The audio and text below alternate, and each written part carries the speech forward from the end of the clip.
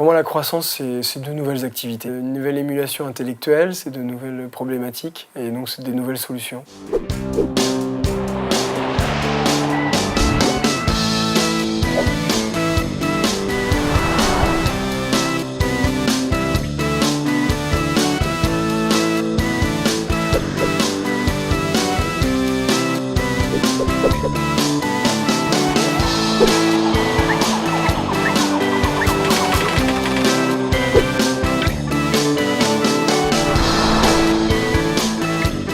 Floris, première.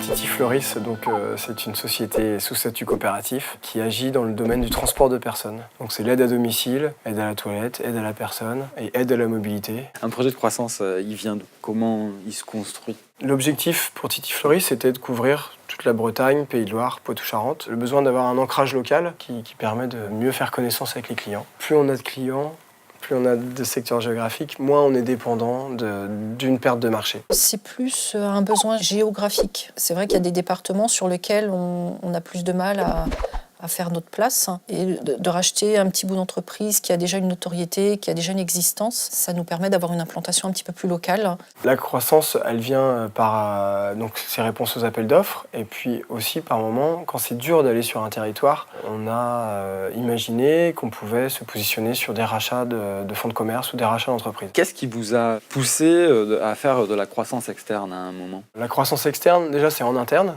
Communiquer chez nous sur le fait qu'on est susceptible d'aller vers une croissance externe. Moi, je suis assez moteur là-dessus et j'inculque cet état d'esprit aux équipes. Chacun vient avec sa personnalité dans la scope et du coup, il faut remonter des opportunités, que ce soit des opportunités métiers, des concurrents, des confrères qui seraient en mauvaise situation et dont le dossier peut être étudié. Quels outils vous avez pu mobiliser pour financer ces opérations? En 2016, ça a été de faire une levée de fonds pour rassembler des capitaux propres. Donc, on était passé par Finansol, qui nous avait mis en relation avec plusieurs organismes de la finance solidaire. Puis, sur les opérations de rachat de fonds de commerce ou de rachat de parts sociales, les banques souvent demandent des garanties. Donc, ça peut être BPI ou Socoden lorsqu'on passe avec le crédit coopératif. Mais on a aussi une avocate qui a l'habitude de nous suivre sur ces dossiers.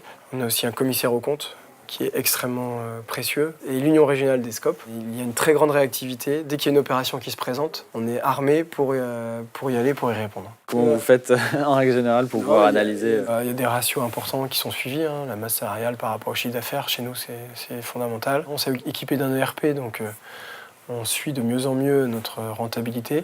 Un projet de croissance, en fait, à un moment, est-ce que ça peut faire peur aussi? Peut-être de par ma fonction, où j'ai l'habitude des chiffres, ça me fait pas peur, puisque j'ai confiance dans l'entreprise, j'ai confiance dans le dirigeant, et il nous propose pas une reprise, une croissance externe qu'on n'est pas capable d'absorber. C'est vraiment une question de se dire, voilà, est-ce que ce rachat-là peut nous apporter quelque chose, et qu'est-ce qu'on peut apporter aussi à cette entreprise? Et quelle dynamique ça crée au sein des équipes? Il y a une certaine adrénaline quand il faut faire vite, quand les choses se bousculent à un moment donné. Et puis de satisfaction finalement d'avoir amené un projet à son terme. Vous avez monté un groupe coopératif, comment vous y êtes pris? La loi Hamon permet donc de structurer aujourd'hui des groupements coopératifs avec une SCOP mère et une SCOP fille. Donc Titi Service a été transformé en SCOP. On espère pouvoir monter ou reprendre peut-être des entités qui intégreraient ce groupement coopératif. Si tu avais 2-3 conseils à donner? De bien s'entourer, beaucoup en parler, d'avoir les jalons financiers, c'est indispensable, et la capacité en interne. Et puis de savoir se déconnecter aussi de sa routine. Qu'est-ce que tu dirais à un gérant ou une gérante de SCOP qui hésite à te lancer dans un projet de croissance? Comme toute chose qui n'a jamais été faite, je pense que ça fait plus peur que ça ne l'est réellement, que ça crée une dynamique coopérative, ça crée une dynamique dans l'équipe, une dynamique entrepreneuriale qui est indispensable pour faire vivre une SCOP. Merci bien.